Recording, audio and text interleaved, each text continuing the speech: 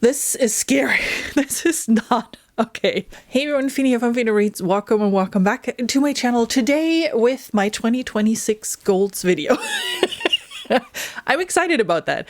I love looking back at what happened in my reading year and making plans of what I'd like to do the next year when it comes to kind of what books do I want to read, what do I want to focus on, what am I excited about, that kind of stuff. And that's what we're going to talk about today.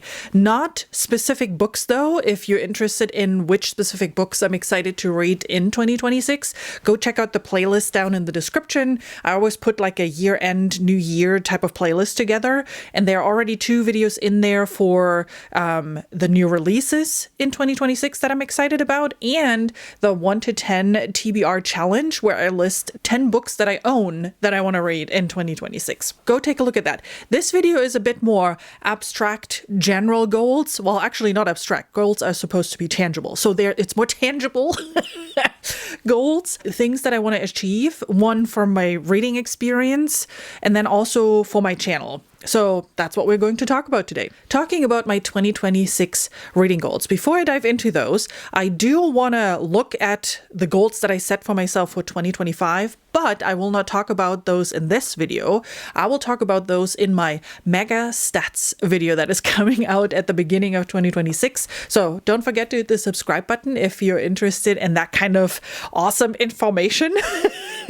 That's where we'll talk about if I achieved my reading goals that I set myself for 2025. So for 2026, what do I want to achieve here? From a book number page count perspective, I am definitely going more towards page count and less number of books, because I read thin books, thick books, and whatever, and I find the number of books doesn't actually really reflect as to what you've read or how much you've read. Page count seems to be much more reliable in that sense. I've always been at around 36,000.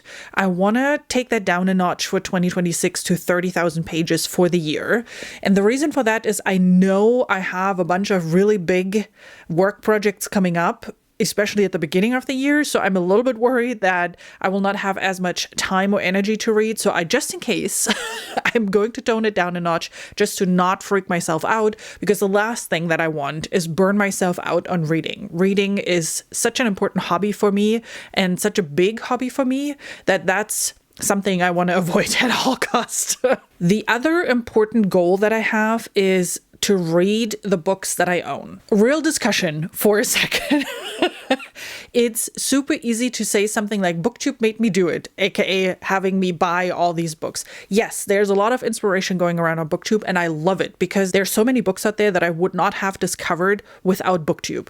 So I am loving this space. I love the interaction here. I love all these recommendations out there. But at the end of the day, it's me who is swiping the credit card and is buying all of these books, right? Instead of putting them aside and then only purchasing them when I'm ready to actually read the book. This is a problem. I'm not the only creator that is acknowledging that. I think it's making its round through BookTube, and I've seen a lot of read my shelf type of challenges for 2026. It actually already was kind of a goal in 2025 for me. In 2025, the focus was more on buying less. And while I don't have any numbers because I didn't track how much I purchased versus how much I read in 2025, I know I purchased less, especially less random stuff. I used to go to like Barnes and Nobles and just, oh, this looks fun and this looks fun, and then go out with a stack of 10 books and do that kind of on a weekly basis. And that's not healthy, of course. So I toned that down already in 2025, and I will continue doing that. I definitely am leveraging more things like my wish list or just a notepad or something where I write down like, ooh, this book is what I'm interested in. And then once I'm ready for it, I'll either get it from the library or purchase it at that point. My big issue are cons, and WonderCon is coming up in March. So I'm already worried about my credit card and the stack of books that I'm going to buy there. Like, that's a big issue for me because I want to support all these indie authors and I want to buy all their books and I want them to come back to these cons. And yes, of course I could say, yeah, I buy it later, but it's kind of it's a catch-22. So, I don't have a solution for this at this point. But for 2026, I want to take it one step further. And I actually want to track what I'm reading out of the books that I own versus what is being added to my TBR. And to do that, this time it's going to be tangible. There are numbers attached to that. So a couple of weeks ago, I started reorganizing my office. And while I was doing that, because I had to touch every single book anyway, because I moved it from over there to over here, I scanned all of the books. So I used the Libib app. By the way, if you're interested in that process, let me know. I'm happy to make a video about this and show you the app and show you what I did and all that kind of fun stuff. But anyway, I scanned all of the books. And as of yesterday, I scanned literally all the books that are in this house. And the number is way too high. I have 1,407 books. This is scary. This is not okay. What I did then is I exported that list from Libib, put it all in an Excel spreadsheet, and I went through and marked all the ones that I've read. And that number is 282 at this point. 282 out of the 1,407 books that I have in my household are read books, which means I have 1,125 unread books. Rough page count gives me somewhere between 400 and 500,000 pages, which means if I wouldn't add anything else, reading all of these books will take me about 13 to 16 years at my 30,000 page rate that I'm planning for this year. That's crazy. That is so crazy. And then we're ignoring I also have ebooks because I read a lot on digital, and I made the mistake. Well, not the mistake. I mean, I did this on purpose because I really wanted to have those numbers and like be real with myself. I have another 1,000 and a little bit ebooks. So 1,040 or something. That's what I mean with a little bit. Another 1,000 used, which means with ebooks and physical books, I have enough books at this point to read for the rest of my life without adding any other book, which also means, because that's not what I'm going to do, right? I will buy new books, let's face it, that I will not read a lot of these books that are currently on my shelf ever. That sucks, man. That sucks. So that's why this is so important to me, because I want to read these stories. Again, I bought these books for a reason, right? So 2026 and hopefully beyond, I will definitely build a healthier relationship with book buying. So I'm not adding like 1,000 books. I'm exaggerating right now, right? But I'm not adding 1,000 books every year, and keep it on a manageable level. And to keep myself accountable, I will write down every month from now on 1,407 or 1,125. I'm taking physical books. I'm not doing this with ebooks. And every beginning of the month, I will write down, this is the number of books I own now. And then at the end of the month, I will write down, these are the number of books I read from my physical TBR versus these are the books that I've added to my physical TBR. And my goal is that the big number, the 1,125, is going to go down by the end of the year. That's the goal.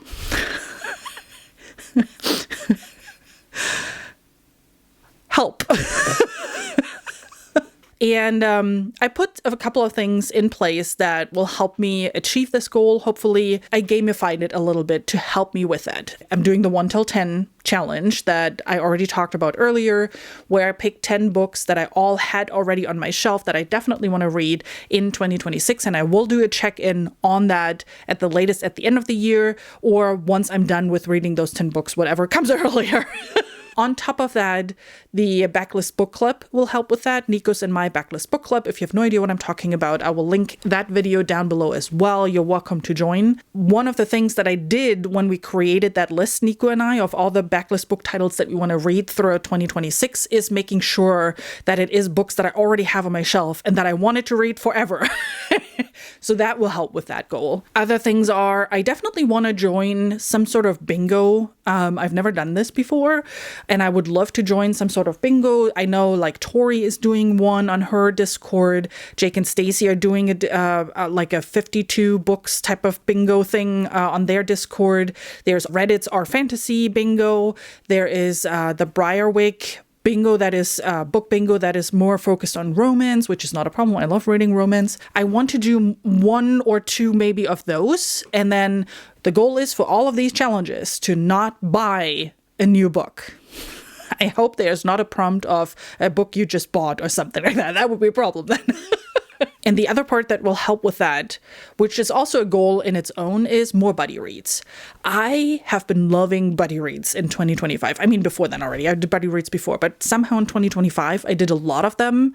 And it was I had a blast. I love talking about books with you guys, and I love this interaction, not just me talking at a camera, but I love the interaction either on Discord or on my channel. We did a couple of discussions on my channel as well. It's fun, and I want to do more of those. So I already have the Red Rising read along with Stacy on my list. That starts in January. I'm thrilled for that. And again, that's a book that I own. That's even a series that I own. I have the first 5 books here already. One way or another, either if I don't enjoy them, I get rid of 5 books of my physical TBR, or I love them and then I read them all 5, hopefully this year. Plus, in that case, I would have to buy book 6 and 7 if book 7 comes out this year. I will continue reading the Vorkosigan saga with Nico and Kate. For that one, I actually have to buy the ebooks.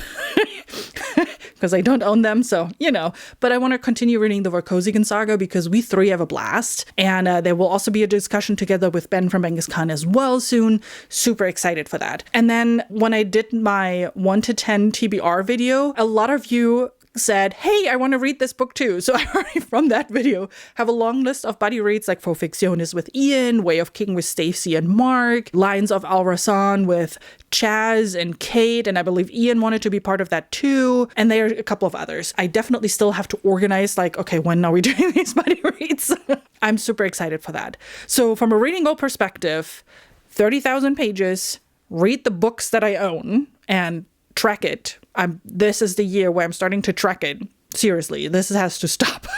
Reading challenges and then buddy reads. Those are the 4 reading related goals that I have. Other bookish goals that are not necessarily reading related is the BookTube Creators Guild. Josh Edward and I recently announced it. We created, or we relived a Discord for booktubers, bookish creators really. I will put the Discord link down below if you're a booktuber and you want to join, where we can talk shop, right? We talk about analytics and thumbnails and, can ask each other for help. And it's just a really cool community already. And there are a lot of things that I have on my list that I want to do with that community. We already have 2 topics that we want to create like a Discord meetup for, where we have some people who are experts in the topic and some people who have a lot of questions, and getting together and just talking about specific themes. It's not a goal per se. It's more like I want to do more with that. I want to grow the community. There's no tangible goal attached to that with get 100 more booktubers to join the Discord or something like that. It's more keep the community alive and continue with some fun meetups and that kind of stuff. Moving into channel goals, that is also something that I'm looking at because YouTube is fun. I like looking at the analytics and I like seeing where you're all coming from and how you found my videos and did you subscribe or did you not subscribe? How did you interact with my videos? I don't know. I think it's fun. I like looking at the numbers. I like figuring out, okay, what can I do to improve things, right? To make the videos more entertaining. So from a number perspective, last year I looked at numbers of subscribers and that goal I did not achieve, not even close. This year, I don't want to look at the numbers of subscribers. I actually want to look at the views. December is not quite over yet, but this year at this point, I'm at about 32,000 views. 11,000 of those are for my long form content. The rest is from shorts. And then for next year, since it's the first time I'm doing this, I'm guessing with that number, but want to double it. So 64,000 views for all 2026. Let's see if I can achieve that. Another channel related goal is collaborations. This is also a continuation from my 2025 goals. One of my goals for 2025 was to ask for more collaborations, be on other people's channels, reach out to people, that kind of stuff. So I did BookTube Recommends. I did a couple of those videos. I was on a couple of amazing other booktubers channels. You can take a look at my playlist down below if you want to see those interviews. I did a bunch of author interviews, and then at the end of the year I started doing some buddy read discussion type videos on my channel. And again, I had a blast every single time. I love talking. I find talking easier than texting on Discord.